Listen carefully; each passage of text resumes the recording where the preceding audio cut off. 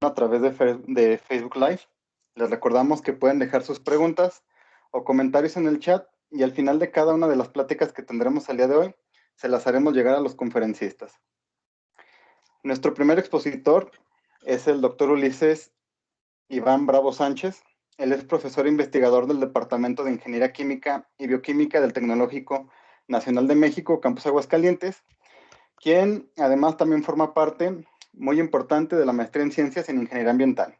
Él es egresado del programa de doctorado del Tecnológico de Celaya y el tema que nos va a presentar es modelado usando redes neuronales. Buenas tardes, doctor. Buenas tardes, Tenoch. Gracias y buenas tardes a todos. Bueno, yo les voy a platicar sobre redes neuronales, que es el tópico que me gusta, sobre el que más he trabajado y que a pesar de que ya tiene muchos años, a veces todavía es un poquito incomprendido y por eso la presentación de hoy. Entonces, vamos a ver primero qué es una red neuronal. Bueno, pues es un modelo empírico que nace con la inquietud de modelar sistemas nerviosos. Y bueno, aquí tenemos una neurona, una representación de lo que es una neurona del cerebro. Sabemos que tiene un cuerpo, tiene dendritas, las cuales reciben estímulos y se genera una respuesta que viaja por su axoma y llega a algún nervio. Entonces, inspirándose en esto, desde mediados del siglo pasado, se pensaba en un tipo de modelo matemático que pudiera representar el cómo funciona las redes neuronales en nuestro cerebro. Sus cualidades son que son de naturaleza no paramétrica y se consideran que pueden ser aproximadores universales de alguna función o algún patrón que le presentemos en un conjunto de datos. Y entonces, así como de niños, como de bebés, vamos aprendiendo a través de estímulos a hablar, a caminar, a escribir. Entonces, así pueden aprender estas redes. Tenemos entradas o variables independientes que pasan a través de un conjunto de neuronas que están interconectadas, de neuronas que es un modelo matemático y que me van a dar una salida en una parte de la red neuronal. Bueno, ahorita vamos con más detalle en las partes de lo que es una red. Pero para que vean que no es algo nuevo, la primera red neuronal que se llamó perceptrón la hizo Rosenblatt por allá de 1958, ¿sí? En aquel entonces, cuando las máquinas, las computadoras ocupaban todo un cuarto, pues también se construyeron máquinas específicas que representaban una red neuronal o perceptrón, como se llamaba.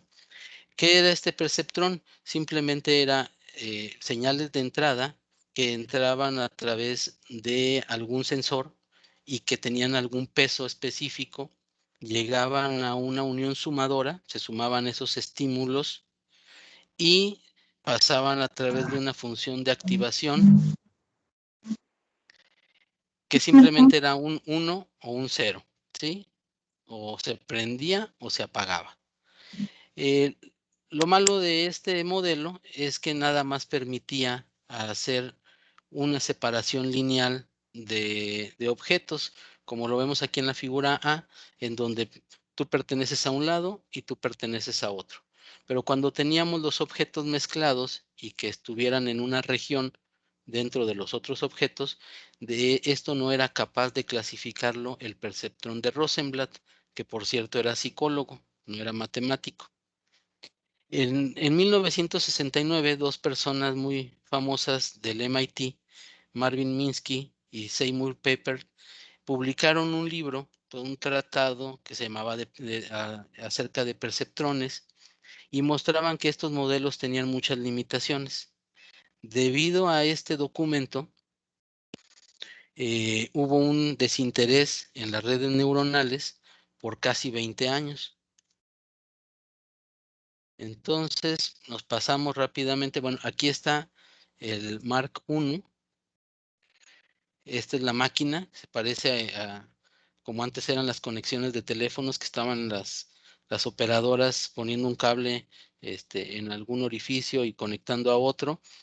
Aquí está la entrada. Esto pretendía clasificar imágenes. Este es un arreglo de 20 por 20 de sensores ópticos que pasaban a estas unidades de procesamiento, que no eran otra cosa que cables, y llegaban a relevadores que daban una salida de 1 o una salida de 0. Entonces, este es la primera red neuronal física que existió. Ya un poquito más en dibujo, aquí vemos cómo podríamos representar un número 8 en una matriz de 28 por 28 píxeles, que son 784.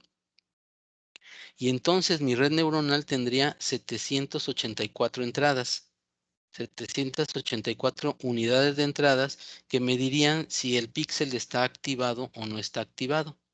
Y con eso, bueno, propagaría esa información a lo largo de la red neuronal para tratar de aprender a identificar el 8 que alguien esté dibujando.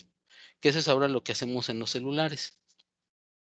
Bueno, en los 80s y 90s, que es ya el primer boom de las redes neuronales, estas se dan gracias a algunas cosas que sucedieron al mismo tiempo. El que se utilizaron funciones de activación no nada más de 1 o 0 o encendido y apagado, sino funciones continuas del tipo sigmoidal. También se desarrolló lo que es la regla delta para poder propagar el aprendizaje a través de las redes, y se implementaron en redes de alimentación hacia adelante, feed forward, y el aprendizaje se hizo a través de la propagación hacia atrás. Entonces, en estas primeras redes lo que tenemos es un estímulo, vamos a ver la imagen de aquí arriba, un estímulo que tiene cierto peso en ese estímulo para esta rama. Otro estímulo tendría un diferente peso para otra rama, y llegan a la neurona, suma esos estímulos y les aplica una función de activación. Eso es como se calcula la salida de una neurona. Ahora, esta neurona está dentro de una red neuronal que son un montón de neuronas interconectadas. La red más usada, la más famosa, es la feed forward, que significa que es de propagación hacia adelante. Tenemos una capa de entrada y la información se propaga hacia la derecha, en este sentido, en esta imagen, a las capas que se le llaman ocultas, y luego se propagan hacia la capa de salida. No hay interconexiones entre la misma capa ni conexiones hacia atrás. Esas más adelante ya existieron. Y entonces lo que hacemos es que calculamos las salidas y lo comparamos con un patrón con el cual deben coincidir, y medimos un error, y entonces tomamos una decisión de ajustar los valores que tienen estas conexiones. Y eso es como funciona una red neuronal. Por ahí ven la de Evangelion, que 3 computadoras, ¿verdad? 3 maneras de ver la vida. Entonces, una red lo que hace es que la información la disemina entre sus neuronas, y cada una tiene o le parece de mayor o menor importancia la información que se le está presentando. Bueno, les decía que las funciones de activación son muy importantes y fueron los que provocaron el boom en los 80s y 90s. Perdón, vemos ahí la función sigmoidal, como lo dice, es una S. A pequeños valores de estímulo se hace 0, y a grandes valores del estímulo se hace 1, y en el intermedio tiene un salto, que eso es lo que provoca que las redes aprendan patrones no lineales. También tenemos la tangente y algunas otras que han surgido por ahí. Bueno, para poder construir una red neuronal y entrenarla, primero hay que determinar su arquitectura. Y la arquitectura generalmente la tenemos determinada por la información que tenemos a la entrada, o las variables independientes. Eso determina el número de neuronas que tengo en la entrada. Y la salida está determinada por qué es lo que yo quiero reconocer. Una variable, 2 variables o cuántas variables. Y las capas intermedias, esas ya quedan a la experiencia y quedan a prueba y error. Para poder entrenar una red, para poder determinar los pesos adecuados entre las conexiones, tenemos que utilizar una función de energía o una función de error, que no es otra cosa que la diferencia del valor experimental menos el predicho al cuadrado. La sumatoria sobre todos los datos que le presente, como en una regresión. Vamos a actualizar los pesos de la red a través de calcular la derivada, calcular el aporte que tiene cada peso a el error en la salida de la red neuronal. Entonces tenemos que hacer un montón de derivadas. Si además la salida de la red no fuera estrictamente la salida que yo quiero observar, sino esta salida fuera parte de un modelo, entonces tendría que ocupar la regla de la cadena y en este caso O sería mi modelo, tendría que, perdón, este sigma, esta teta mayúscula, sería mi modelo, tendría que derivar cómo altera la salida de mi red neuronal al modelo del cual voy a lograr una predicción de alguna propiedad. Y bueno, para ello ocupamos lo clásico que son métodos de gradiente conjugado, gradiente reducido generalizado, Liebenberg-Marquardt y cualquier otro. Yo en la experiencia, pues el que ocupo es gradiente conjugado. Bueno, el siguiente paso en la historia se dice que entre el 2000, los 90 y el 2000, hubo un decrecimiento en el número de investigaciones y publicaciones con redes neuronales, que no es cierto. Realmente se quedaron trabajando los que les gustaban y los que nada más fue por puro farolazo, pues dejaron de sacar artículos, ¿verdad? Pero en ese trayecto se prepara y viene la siguiente generación que ahora se le llama Deep Learning o aprendizaje profundo, que no es otra cosa que si en los 80s, 90s teníamos unas redes neuronales, digamos, de un tamaño pequeño, comedido, con una sola capa intermedia o dos, pues pasamos a un aprendizaje ya en inteligencia artificial ahora con los celulares, con los sistemas de navegación automáticos y demás, en donde lo que pasa es que ahora tenemos redes muy grandes con un montón de capas intermedias y donde ya se ha aprendido esas capas qué características pueden extraer de toda la información que se les proporciona. Entonces, a final de cuentas, ha habido mucho debate siempre que si las redes neuronales es inteligencia artificial, que si los algoritmos genéticos, que si un montón de algoritmos que andan por ahí de la nueva generación, desde hace 20 años más o menos, y podemos decir que la inteligencia artificial no es nueva. Es una técnica que trata de representar el comportamiento del cerebro humano, ¿sí? También tenemos algoritmos meméticos que tratan de representar cómo se comporta la naturaleza. Dentro de eso podemos decir que también está el Machine Learning, que también está muy de moda, en donde a las computadoras se les da la habilidad de aprender sin un propósito específico que se les haya dado al inicio.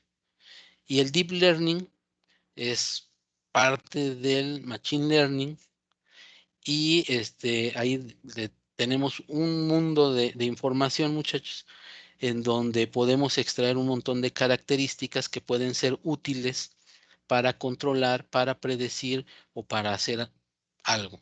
Aquí tengo un ejemplo abajo, dice Machine Learning, tenemos un carro, el de entrada. Nosotros determinamos qué características tiene el carro. Eso lo pasamos a un clasificador, a una red neuronal, para ver en la salida, ¿es un carro o no es un carro? Por decir, hablando de un reconocimiento de imágenes. En el Deep Learning, nosotros le damos el carro, así como tal, no le decimos color, no le decimos esto. Él solito va a descomponer la imagen y va a agruparla en diferentes categorías que vaya él encontrando durante el entrenamiento y entonces nos va a poder clasificar un objeto. Pero bueno, eso es en lo que hay así de manera general. Hemos visto también que últimamente hay los celulares que ahora traen un NPU, que es una unidad de procesamiento de redes neuronales. Y vemos ahora que si levantamos el celular, vibra y nos avisa que tenemos un mensaje, o si empezamos a manejar, se activa el modo de manejo y nos abre el reproductor de música, o si empezamos a correr, detecta que estamos corriendo y nos empieza a monitorear cuántas calorías estamos quemando. Y todo eso es a través de, generalmente, de redes neuronales que están programadas e incluso están en circuito dentro de las placas ya que hay en las computadoras, en las tablets y en los celulares. Y por eso ahí está el famoso Siri, Google, Alexa y el Bixby. También dentro de eso, pues como ya son muy viejitas las redes neuronales, tenemos un montón de paquetes computacionales que son capaces de hacer redes neuronales. Tenemos muy definidos como el TensorFlow, que lo ocupa Google, que lo ocupa Amazon. Tenemos Julia, que es un lenguaje de programación muy reciente, muy orientado a la inteligencia artificial y a procesamiento en paralelo. Y tenemos los clásicos de MATLAB, tenemos el Octave, tenemos Scilab, tenemos R, que también lo ocupan mucho Facebook y Amazon para ver qué compran y qué les aparece en la siguiente pantalla cuando nos metemos al Face. Bueno, de ahí más o menos para que vean que las redes ya son viejitas. Y les voy a presentar nada más, yo creo que ya un ejemplo. Y en lo que hacemos nosotros, que ya es ingeniería, vemos que en el modelamiento de sistemas podemos tener dos ramas principales. Una que es el modelamiento teórico, ¿sí? Balances de materia, energía, leyes que ya existen, y el modelamiento empírico, que es proponer un modelo y ajustar los parámetros, teniendo datos experimentales. En el modelamiento teórico, pues está basado en principios básicos y su desventaja es que luego batallamos con sistemas altamente no lineales.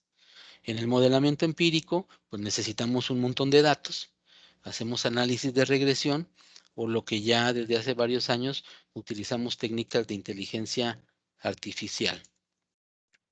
Bueno, para estos, los trabajos que yo he hecho con redes, utilizamos este tipo de redes que tienen una capa de entrada. Generalmente nosotros ocupamos dos capas ocultas y una capa de salida, lo que se conoce como una red neuronal estándar.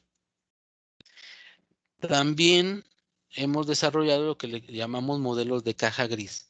En ese tener un modelamiento teórico y un modelamiento empírico, en algún momento decidimos que por qué no combinarlos y entonces tener algún modelo que ya me representa un fenómeno en la naturaleza y ayudarle con las redes neuronales a predecir una parte del modelo o parámetros del modelo.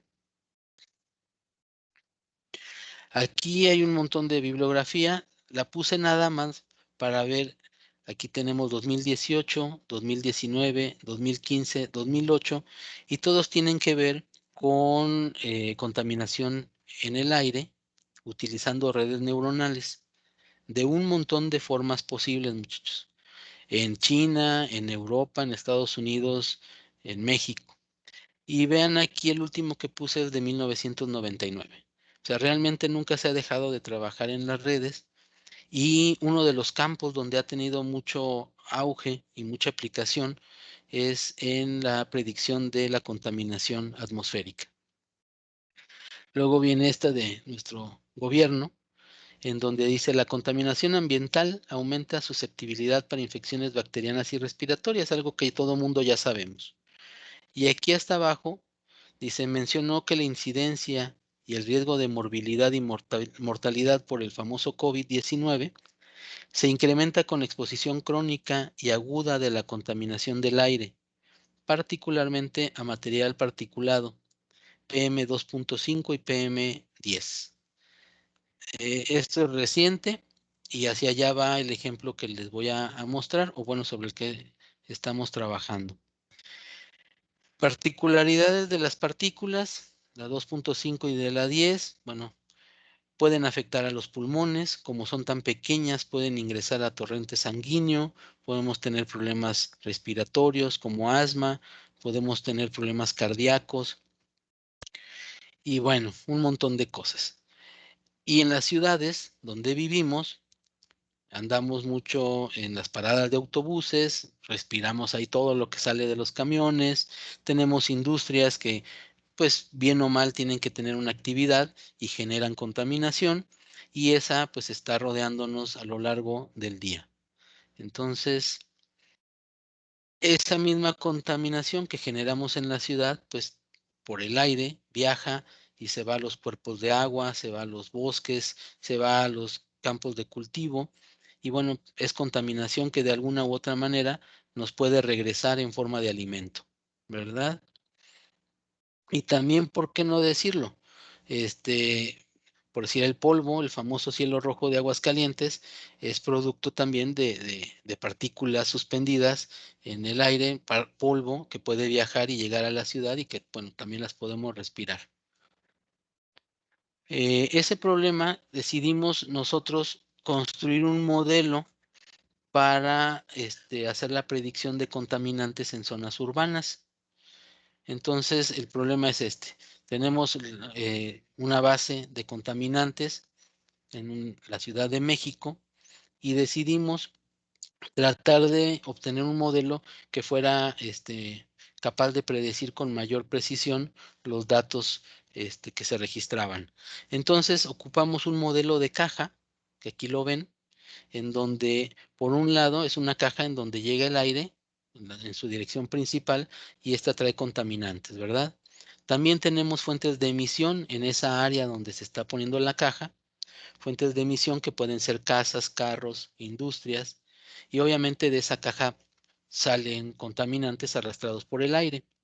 También puede haber contaminantes que entran por la parte superior de la caja, producto de las corrientes más altas del aire, y bueno, entonces nosotros queremos hacer un balance de lo que está pasando aquí. Sin embargo, en este modelo de caja, algo muy importante que ocurre, que aquí está el modelo arriba, es que tenemos una derivada en el lado derecho, que es la derivada de la altura de esta caja. Nosotros vivimos en una zona de aire que le llamamos altura de capa de mezclado, y más adelante hay más capas, ¿verdad? En la atmósfera. Esta capa de aire en la cual vivimos nosotros aumenta su altura o disminuye su altura a diferentes horas del día, dependiendo de las condiciones atmosféricas. Y aquí tenemos el ejemplo. En esta figurita tenemos en verano, esta línea es la capa de aire en la cual vivimos, y aquí es donde se concentran nuestros contaminantes y no son capaces de irse más allá en la atmósfera. Esto en verano, por la temperatura, la densidad del aire es menor y entonces la altura de esta capa es mayor. En invierno, pues está más frío y entonces la altura de esta capa es menor. Y la concentración de nuestros contaminantes puede aumentar debido a que tenemos menos volumen donde se disperse. Esto es por estaciones del año. Obviamente también varía la ciudad donde está localizada, en un valle, en una montaña, está a nivel del mar, está a mayor altura, el clima que tiene esa región, ¿sí? Y en el día aumenta con la hora. Aquí tenemos un ejemplo de 24 horas. Estos son la altura de esa capa de la mezcla. Vean cómo va creciendo y de repente en la noche, ¡pum!, tiene un descenso abrupto. Modelar esto, muchachos, con algo continuo es algo complicado, aunque parece algo sencillo. Bueno, utilizamos datos de la Ciudad de México en diferentes estaciones del año y lo hicimos de la Ciudad de México ya hace algunos años porque era la base de datos que era más completa, la que tenía menos faltantes y la que tenía menos variabilidad. Entonces decidimos empezar con esa y en ese entonces de Aguascalientes no tuvimos acceso. Entonces aquí tenemos 1779 datos en primavera, 1500 en verano y así. Aquí para una estación de monitoreo de muchas que tiene el Distrito Federal, ocupamos 2 estaciones y utilizamos estos contaminantes para hacer el ejercicio. El modelo que hicimos o que se construyó consta de 4 neuronas en la capa de entrada, en donde pusimos la hora del día, la temperatura ambiental, la velocidad del viento y el porcentaje de humedad. Pusimos 2 capas ocultas y tuvieron 5 neuronas cada uno y una sola neurona a la salida. Y lo que decidimos después de varias pruebas que hicimos por ahí fue que íbamos a calcular la velocidad de cambio de la altura de la capa de la mezcla. Y utilizamos un integrador numérico muy sencillo, un Euler, en donde vamos tomando la derivada y se la sumamos al valor anterior y obtenemos el nuevo valor. Algo muy sencillo de implementar. Hay otros trabajos en donde implementan un runge-kutta de cuarto orden. Nosotros empezamos por este y nos dio buenos resultados y ya no hicimos el runge-kutta. En esto les decía que la gente que hace redes neuronales, que hace modelamiento de contaminación, hay un montón de modelos posibles, ¿sí? Algunos escalan las variables de entrada, algunos hacen clustering antes de meter la información a las redes, algunos hacen componentes principales no lineales y ponen una quinta capa aquí en medio, muy pequeña, que funcionaría como un compresor de información, así como cuando ustedes un CD normal lo pasan a MP3, lo que hacen es comprimir la información y luego se vuelve a descomprimir. Entonces, básicamente un MP3 es, digamos, que hasta esa capa de neuronas reducidas, un compresor, y luego ya su reproductor tiene el proceso inverso para descomprimir esa información. Bueno, aquí está el ejemplo. Tenemos para el invierno las dos de arriba y para el otoño las dos de abajo. Vean cómo la altura de la mezcla es de 1600, lo más alto en invierno, en otoño es de 2000. En la línea continua con los rombitos está el modelo de la red neuronal, ya es la predicción. Esto nada más es para un día porque poner muchos no se vería bien. Y los datos, los cuadritos son los datos experimentales, con todo y el error de medición, con todo y como se ven así de feos. Y se fijan que el modelo es capaz de seguir esos cambios abruptos que tiene a lo largo del día e incluso con la misma altura de la mezcla. Muy más rápido, ¿eh? Este es para primavera, la altura es de 3000. Para verano, aquí está, se fijan, para cada estación es diferente. Incluso la altura se mueve en las horas. En verano está a las 15 horas, que son las 3 de la tarde. En primavera es un poquito antes. Aquí está en invierno, es incluso hasta más amplio, que es cuando está el sol un poquito más. Y aquí está en otoño, también se recorre antes la altura, la hora a la cual se da la altura máxima. Entonces, también por eso decidimos hacerlo por estaciones del año y luego hicimos una red con todo el año completo.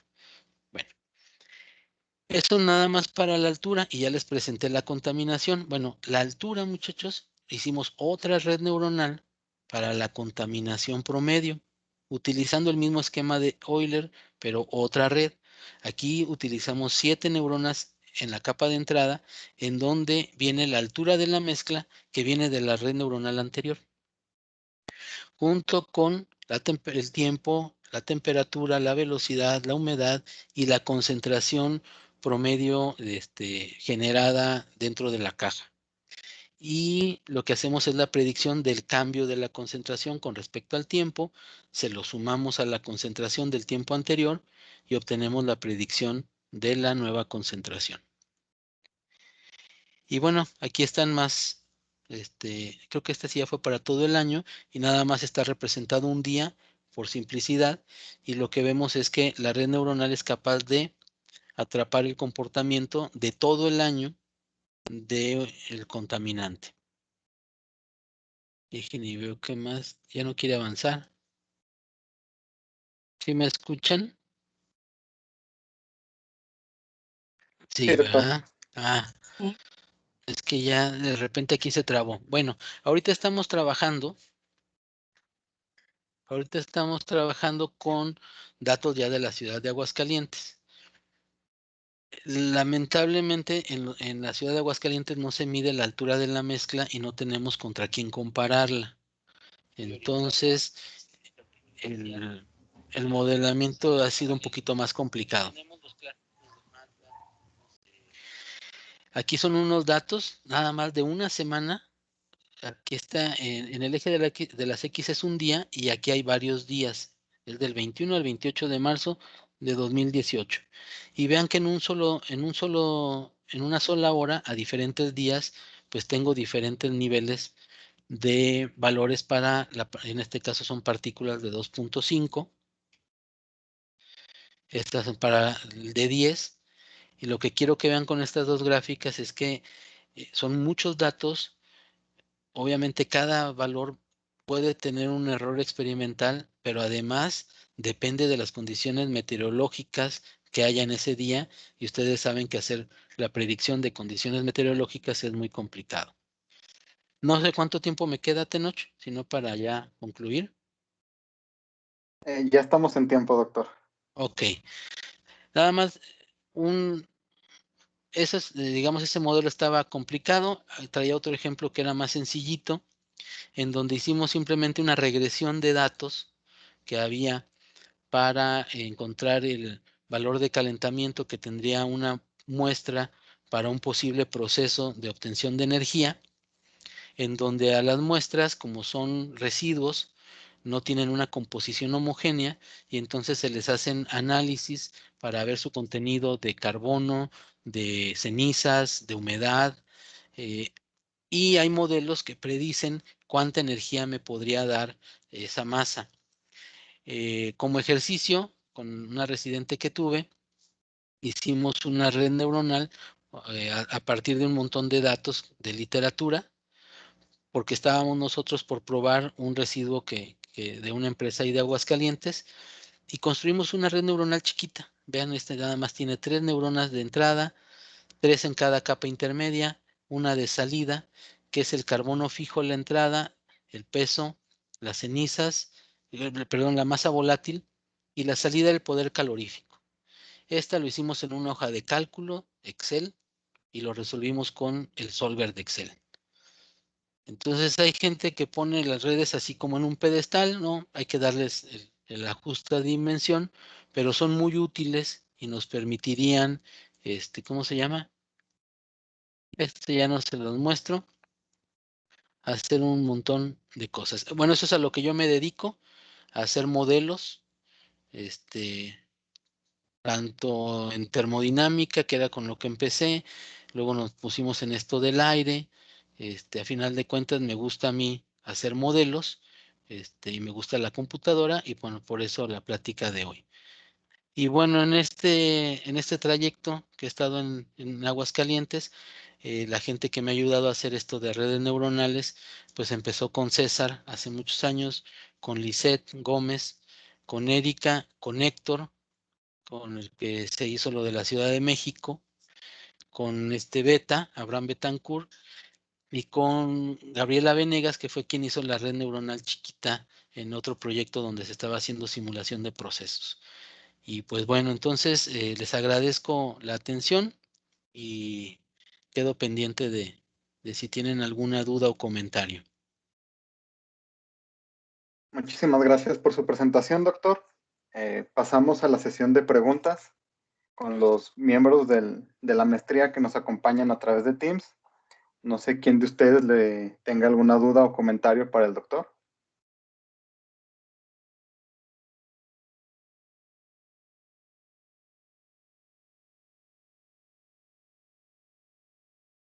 Nadie.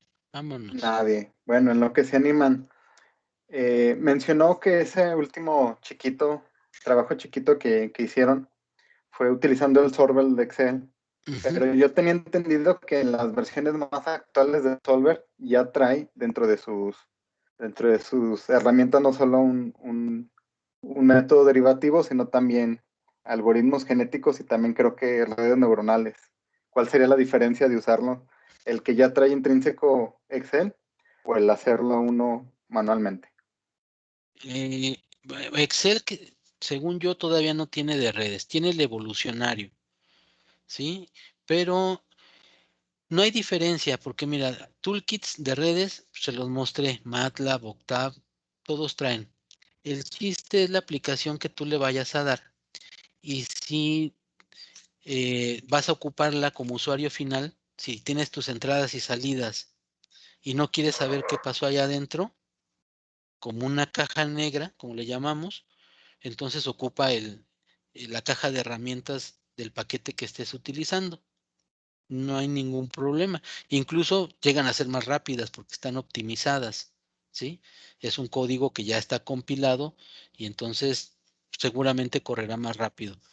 Pero cuando tú quieres saber qué es lo que está pasando adentro, quieres analizar los parámetros de la red, o si esa red la estás incrustando en un esquema como el que hicimos del integrador, o en alguna otra ecuación como el modelo de caja, donde te predice una red, te predice la altura, pero eso está dentro de una ecuación diferencial, entonces el toolkit ya no te sirve así de usuario final. Tendrías que aprender más para ver cómo lo integras dentro de tu otro código que estés haciendo.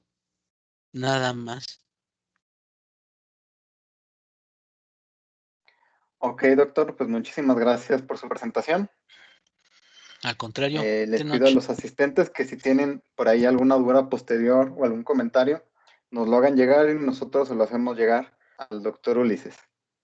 Gracias.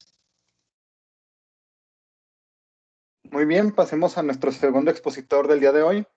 Él es el maestro en ciencias, Josafat García Servín, quien además de formar parte importante de la maestría, también es el jefe del Departamento de Ingeniería Química y Bioquímica del Tecnológico de Aguascalientes, misma institución donde es egresado. El tema que él nos va a presentar es gestión ambiental y su incidencia en las políticas públicas. Buenas tardes, maestro, gracias por acompañarnos. No, al contrario, gracias a ti, Tenoch, gracias a todo el Consejo de la Maestría por la invitación. Les vamos a platicar un poquito de lo que trabajamos actualmente. Déjenme comparto la presentación para entrar directamente en materia.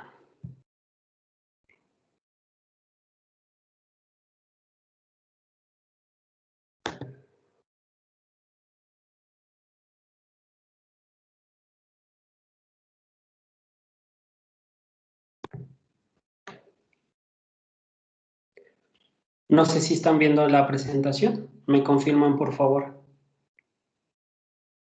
Sí, ya se ve. Ok, perfecto. Bueno, como les mencionaba Tenoch, soy egresado de tanto la licenciatura como del posgrado. Me he inclinado más a la parte ambiental, más a la parte de impacto y riesgo ambiental, donde pues me ha tocado colaborar con diversos niveles de gobierno, desde la federación, el municipio y el estado. De ahí pues que voy a platicarles un poquito de los proyectos que hemos venido realizando hasta el momento. ¿Sale? Si tienen alguna pregunta o comentario, con toda confianza. ¿Sale?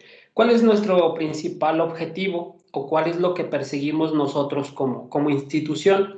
Pues es que todos y cada uno de los alumnos, tanto de licenciatura como de posgrado, tengan una vinculación estrecha con el sector empresarial, el sector social o el sector gubernamental, y que lo que ustedes ven en la parte teórica o en la parte de adquisición de conocimientos, pues lo apliquen, que es una de las partes más interesantes que me ha tocado realizar con el Estado más estrechamente, un poquito más con la Federación y a través del Consejo de Medio Ambiente y Desarrollo Sustentable del municipio, pues algunas otras políticas públicas que hemos podido darle herramientas al sector gobierno.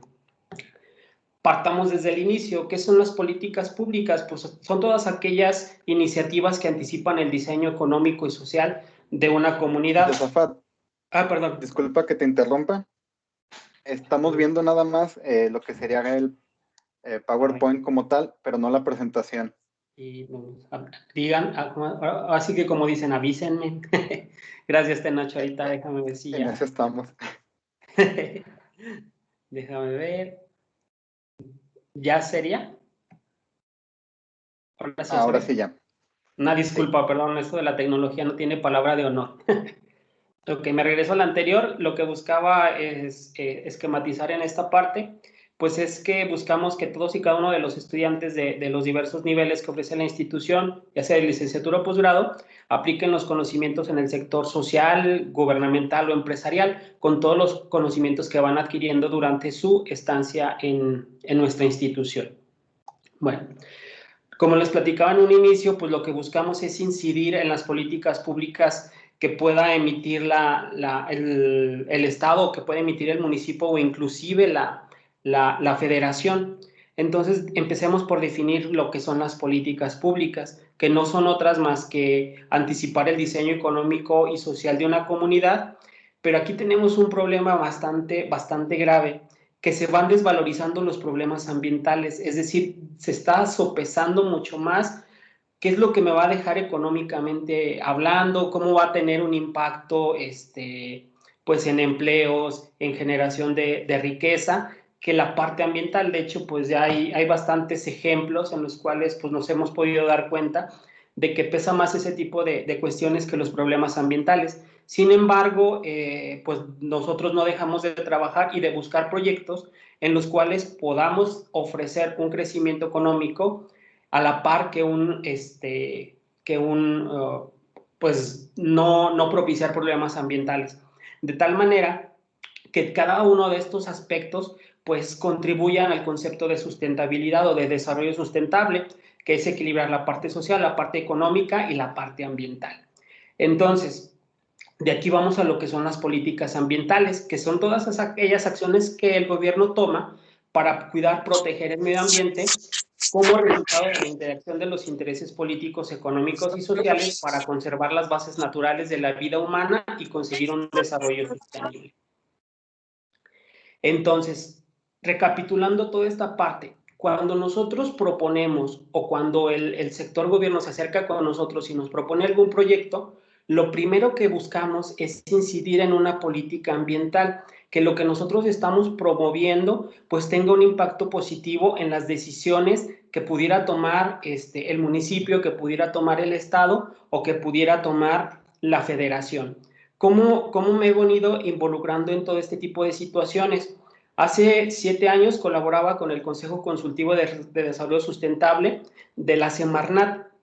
En aquel entonces me tocó conocer a diversos consejeros nacionales en donde platicábamos acerca de cuáles eran los proyectos que pudiéramos incidir nosotros. Entonces, el primer proyecto, la primera iniciativa que me tocó presentar fue el desarrollo de ProAires. ProAires es un documento en las cuales se asientan cuáles van a ser las principales políticas en materia de control de la contaminación atmosférica.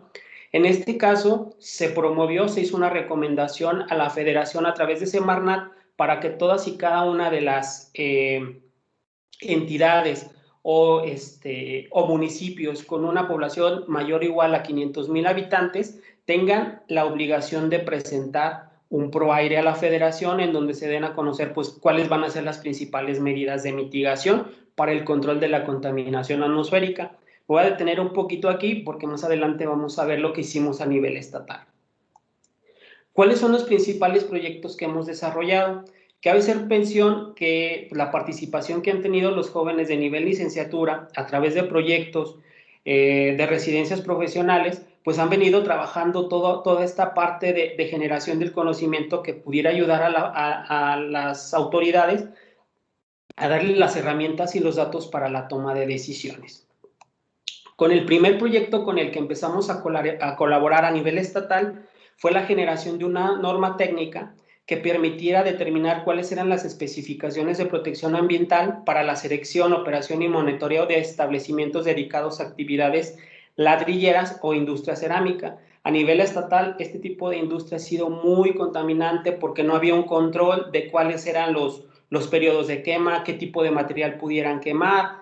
Entonces, había un descontrol. En aquel entonces se acerca con nosotros la Procuraduría Estatal de Protección al Ambiente a través de su titular, el doctor Carlos Rodrigo Martín Clemente, que actualmente se encuentra colaborando con nosotros. Él convoca a la Universidad Autónoma, convoca al Instituto Tecnológico de Aguascalientes y nosotros nos damos a la tarea de determinar cuáles iban a ser la información que iban a requerir para poder proponer esta norma técnica.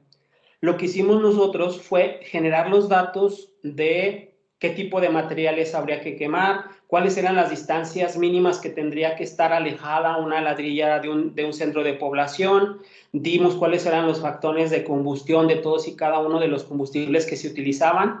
Cabe mencionar que les dijimos qué tipo de herramientas, qué tipo de elementos pudieran meter a quema, y al final de cuentas, el trabajo que se hizo fue bastante importante porque hace el año pasado en una sesión de Consejo Estatal de Protección al Ambiente se presentó la norma técnica. Estamos esperando que se publique en el diario estatal y en el diario oficial de la Federación. Cabe hacer mención que las normas técnicas son solamente aplicables al Estado. En este caso, esta norma técnica es aplicable únicamente para Aguascalientes. Las demás pues tienen aplicación nacional, como son las normas oficiales mexicanas o como las normas mexicanas, pero la norma técnica tiene aplicabilidad solamente para el estado de Aguascalientes. Este fue el primer ejercicio. A la par hicimos esta, que fue caracterizar y comparar los niveles de contaminación acústica en la ciudad de Aguascalientes. También lo hicimos a través del titular de la Procuraduría. Se hicieron mapas de ruido, se hicieron mapas isofónicos de cuál era el nivel de contaminación acústica que teníamos a nivel estatal. Se dividió, a nivel ciudad de Aguascalientes, no a nivel estatal. Se dividió la ciudad en diferentes vectores para poder ver cuáles eran las zonas de más incidencia, y este tipo de información le da herramientas a la Procuraduría de trabajar de manera conjunta con reglamentos del municipio para ver los giros de las empresas y los horarios en los que se está trabajando. Se tienen diferentes niveles de caracterización de este tipo de situaciones. Por ejemplo, los decibeles para una zona urbana, para una zona habitacional, para una zona industrial, para poderlos meter un poquito en orden y entrar como autoridades a hacer o determinar cuáles eran las sanciones correspondientes. Con esta información indico, le repito, bueno, pues la Procuraduría, la Secretaría de Sustentabilidad, Medio Ambiente y Agua y el municipio pues trabajarían de manera conjunta para poder disminuir este nivel de contaminación acústica. Se trabajó también para ayudar al estado de Aguascalientes a la elaboración de su ProAire. Se desarrolló y se participó en la metodología de desarrollo para este documento. Si bien se trabajó a la par con una consultora, pues el peso que tuvo el tecnológico fue bastante importante y bastante fuerte. ¿Por qué? Porque le pudimos dar las herramientas a la Secretaría de Sustentabilidad, Medio Ambiente y Agua del Estado de Aguascalientes, pues un documento en donde se establecen las principales políticas públicas y ambientales para la disminución de la contaminación del aire. Si bien en el año 2015 o 2016, no recuerdo bien, que se hizo la propuesta a la Semarnat, Aguascalientes había quedado de ver este documento. Entonces, el año pasado se publica, en el año 2019 se publica y se da seguimiento a este documento. Cabe mencionar que la estudiante que llevó a cabo el proyecto, pues ahora trabaja para la Secretaría. ¿Qué más hemos venido trabajando? No solamente es la parte, pues digámoslo, de impacto y riesgo ambiental como tal, sino también nos hemos metido un poquito a los que son, un poquito a los procesos técnico-administrativos de la Secretaría. Por ejemplo, la cédula de operación anual, tanto estatal como federal, es un documento que se tiene que, es como una declaración de impuestos, pero en este caso es una declaración de contaminantes al agua, al suelo, al aire y lo que son residuos. Sabemos que tenemos dos niveles importantes en los cuales entra la cédula de operación anual, que es la federación, que son los contaminantes criterio que se encuentran determinados por la Secretaría, en este caso por la Semarnat, que indican que son de competencia federal, y otros que son de competencia estatal. Por ejemplo, de competencia estatal son los residuos de manejo especial, lo que son la descarga de aguas residuales a cuerpos municipales o estatales, y lo que es el manejo adecuado de los residuos, que en este caso, insisto, son algunos de manejo especial. Los los peligrosos, pues eso los ve directamente la federación. Lo que hizo aquí también fue una estudiante lo que hizo fue desarrollar una metodología que permitiera simplificar el yo como empresa presentar mi cédula de operación anual, en este caso la estatal. El tiempo de respuesta de la Secretaría debe ser de no mayor a 3 meses. Se iban a años, 1 año, 2 años, sin poder dar respuesta a los particulares de cómo iba su situación. Actualmente se atienden estos tiempos en menos de 3 meses, ya tienen la autorización o no de la cédula de operación anual y es un ejercicio que se hace año con año. Igual, la estudiante que presentó y desarrolló este proyecto actualmente también ya trabaja para la Secretaría. Entonces hemos podido vincular a nuestros estudiantes y poderles generar una vacante, en este caso, en el sector gobierno estatal. ¿Qué otro? Este proyecto fue, yo creo que uno de los más importantes y de los más interesantes. ¿Por qué? Porque uno de los proyectos macro que sacó el gobierno del estado fue cambiar y modernizar las unidades de transporte público. En este caso, entraron flotillas de autobuses que les denominan Yo Voy, que son a gas natural. Lo que quería la Secretaría era emitir un informe de cómo se ha venido reduciendo la contaminación ambiental una vez que han entrado esta flotilla de camiones. Fue un proyecto bastante importante, bastante interesante. De hecho, uno de los colaboradores o dos de los colaboradores principales en este proyecto fue el doctor Pablo Tenoch y el doctor Ulises. Desarrollaron y modelaron algunos datos, se presentaron y analizaron cuáles eran las tendencias, se analizaron ruta por ruta, número de camiones, cantidad por ejemplo, de gas metano emitido. Se trabajó con otras instituciones educativas como fue la Autónoma, como fue el CIMAT, si mal no recuerdo. Inclusive se llegó a presentar esta propuesta como un proyecto de investigación ante CONACYT. Desafortunadamente, uno de los aspectos que nos pedían, pues no lo cubrimos y no fuimos beneficiados con el recurso que solicitamos. Participaron 2 residentes de la institución, se desarrolló el proyecto y actualmente es una de las herramientas de información y toma de decisiones que maneja la Secretaría en materia de reducción de contaminación atmosférica, en este caso por fuentes móviles. Actualmente estamos trabajando y desarrollando un análisis de monitoreo de contaminantes con otro chico residente. También trabajamos ahorita con la Secretaría a través del ingeniero Sergio Estrada, actualmente director de Impacto y Riesgo Ambiental.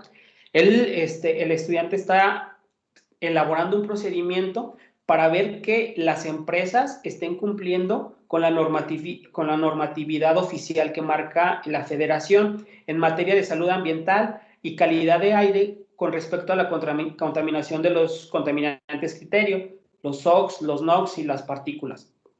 ¿Cuáles son los principales niveles de exposición a la población a la contaminación atmosférica? Y poder dar un panorama de cómo estamos y poder entrar e incidir en las políticas que van a permitir cómo mejorar el programa de verificación vehicular, cómo detectar y sancionar a las principales fuentes móviles ostensibles, que son los ostensibles de contaminación, que son algunos vehículos que parecen chimeneas, por ejemplo, y también ver cómo estamos trabajando con los diferentes parques industriales, ver cómo podemos meterlos en el redil para que poder beneficiar a la población con la reducción de la contaminación atmosférica. Estos son los que hemos trabajado a nivel estatal y esto lo trabajamos con la Profepa, la Procuraduría Federal de Protección al Ambiente. Se elaboró el manual de operación para las auditorías ambientales, tanto en sitio como por operativos.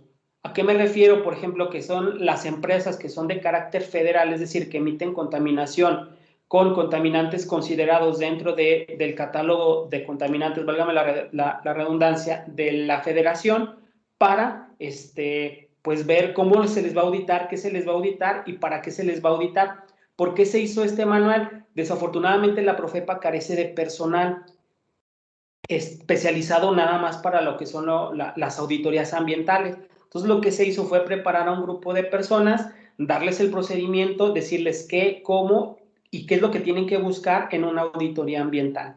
Se propuso el manual, se desarrolló y actualmente se aplica y es una de las herramientas importantes que tiene la Federación, en este caso la Profepa, como ente que entra a sancionar, un ente sancionador en cuanto a problemas de contaminación por diversos medios. Esta, a grandes rasgos, perdón, me fue un poquito rápido, pero es a grandes rasgos a lo que yo me dedico, lo que trabajo. Actualmente seguimos desarrollando proyectos de este tipo. El día de hoy concretábamos un proyecto más en los cuales participará el tecnológico a través de estudiantes de licenciatura y posgrado. El siguiente paso es emitir y modernizar el reglamento de impacto ambiental estatal, que es uno de los pendientes que estamos desarrollando con la Secretaría, insisto, a través del director de Impacto y Riesgo Ambiental, el ingeniero Sergio Estrada. Decirles que se puede vincular los proyectos y que podemos incidir en el cambio de políticas ambientales para beneficio de la población y no solamente para los particulares que se benefician de cualquier tipo de giro, ¿no? Entonces, pues hasta aquí mi participación. De antemano, muchísimas gracias por la invitación y por dejarme platicarles un poquito de qué es a lo que me dedico y por qué lo hago. La verdad, me gusta y me apasiona el tema ambiental. Agradecerles, por ejemplo, al doctor Ulises, que pues me ha estado apoyando con el análisis de datos, la modelación, al doctor Tenoch, que también incide y trabaja con lo que es el cambio en las políticas públicas a través de análisis de datos. Entonces, pues fortalecer, que no es lo que buscamos, fortalecer lo que sería la aplicación y mejora de estas políticas a través del desarrollo de proyectos que permitan la toma de decisiones de acuerdo a un buen análisis de datos y de referencias. Pues de mi parte, insisto, es todo y muchísimas gracias por la invitación. Ok, muchísimas gracias, maestro, por su presentación. La verdad es que es algo muy importante la vinculación que tiene o que debiera de tener el tecnológico, sobre todo el departamento con la especialidad que tiene en ambiental y sobre todo la maestría en la que nos encontramos, esta vinculación con el sector gubernamental, ¿no? Que no quede nada más en la teoría o en la ciencia básica, sino que se lleve a una aplicación y que tenga un impacto en la sociedad. Sí, de hecho, pues ya platicamos con el ingeniero Sergio Estrada. Él tiene participación, me parece que el día 6 de mayo. La idea es presentar un proyecto en el cual pudieran participar alumnos de la maestría para desarrollar esta tarea que tenemos, que es modernizar y desarrollar este reglamento de impacto ambiental. Ok, entonces pasamos a la sesión de preguntas y respuestas. Les pido a los que nos acompañan a través de Teams que si tienen algún comentario que hacer, alguna duda al respecto, nos la hagan saber, por favor.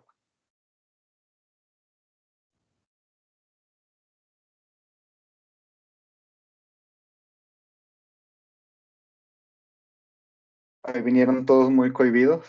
Nadie trae ganas de preguntar. Creo que sí, a lo mejor fue muy rápido.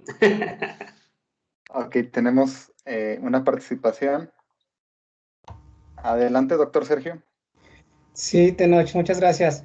Oye, Josafa, muchas veces cuando se toman ese tipo de decisiones de políticas públicas, ¿cuál es el tipo de información que se necesita o se lleva para poder determinar o para poder decidir este tipo de política? Es decir, ¿cuál es el marco de referencia que se requiere?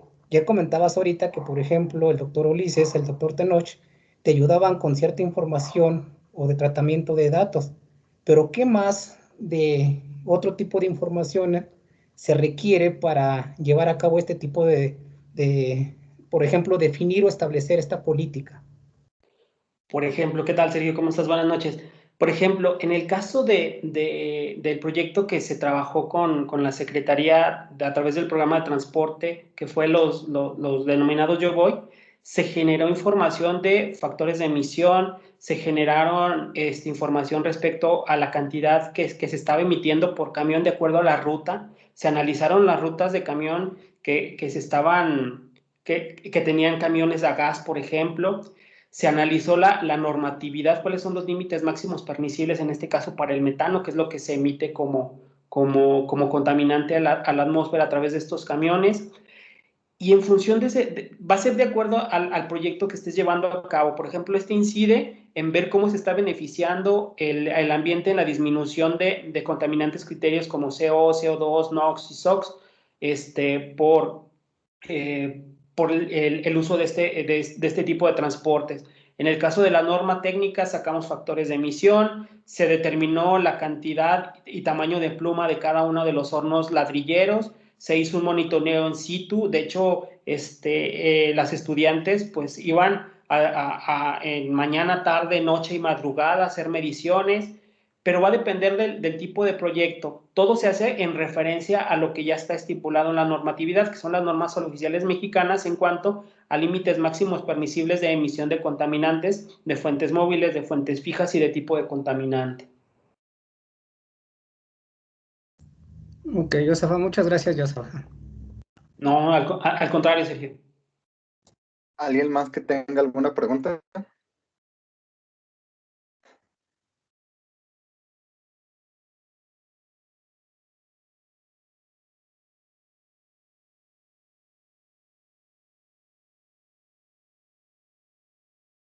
Bueno, yo tengo una pregunta, Josafat, si me permites. Adelante, Tenoch. A los que en cierta manera trabajamos con el análisis de políticas públicas o con la implementación de políticas públicas, casi siempre nos hacen una observación y me gustaría saber tu postura. Sabemos que los gobiernos son temporales y que a veces gobierna un color y en otras ocasiones gobierna otro, y esto casi siempre conlleva un cambio en la dirección de las políticas. ¿Cómo se puede lidiar con eso? De que a lo mejor un gobierno trae una idea, una política de muy verde, llamémosle así, y de repente llega otro y da el traste con todo el trabajo que ya se tenía. Híjole, la verdad resulta muy complicado. Por ejemplo, tengo proyectos como lo son las jornadas ambientales que han sido en estos 20 años que hemos tenido nosotros la fortuna de colaborar con el municipio, han sido proyectos transtienales. Es decir, el presidente municipal del color con el que llegue, pues acepta el proyecto. Yo creo que es el reto más importante. ¿Cómo hacerle para que el proyecto no se detenga si hay un cambio de gobierno estatal, federal o municipal? Hay proyectos interesantísimos y proyectos importantes que te da mucha lástima ver que cuando llega otro gobernante de otro color, pues como tú dices, le da el traste con lo que ya se trabajó. Por ejemplo, proyectos interesantes como lo fue en su momento el transporte a través de vehículos eléctricos que por cuestiones de política no se pudo implementar, las estaciones de carga, por ejemplo, para los vehículos eléctricos. O sea, hay muchas cosas que en su momento se pudieron hacer y que se detienen porque ya no le gustó al que viene, porque tiene mucha representatividad y cómo puede ser eso. Entonces, son detalles que te desgastan. Por ejemplo, lo que vivo en los consejos que me ha tocado la fortuna de participar y ver cómo compañeros se desgastan, los del sureste, de cómo les destrozan los manglares, cómo se destrozan los cenotes, por ejemplo. Yucatán tiene un grave problema de contaminación por mercurio a través de las lámparas fluorescentes, que a algún gobierno se le ocurrió pues regalarlas, como pues, de buena fe a lo mejor, pero no contaban con que te generan un residuo bastante importante y se está permeando en los cenotes, por ejemplo. Al norte te enteras de casos de explotación de gas natural que no se hacen de la manera adecuada o de caza furtiva. O sea, son detalles que, híjole, te desgastan mucho y que pues el chiste es pues, no dejarte influenciar o dejarte llevar por este tipo de decisiones que se toman, sino pues, a partir de tu trinchera pues hacer lo que puedas para incidir, aunque sea un poco, en un cambio positivo. Muchísimas gracias. No, al contrario, Tenoch. ¿Alguien más que desee participar?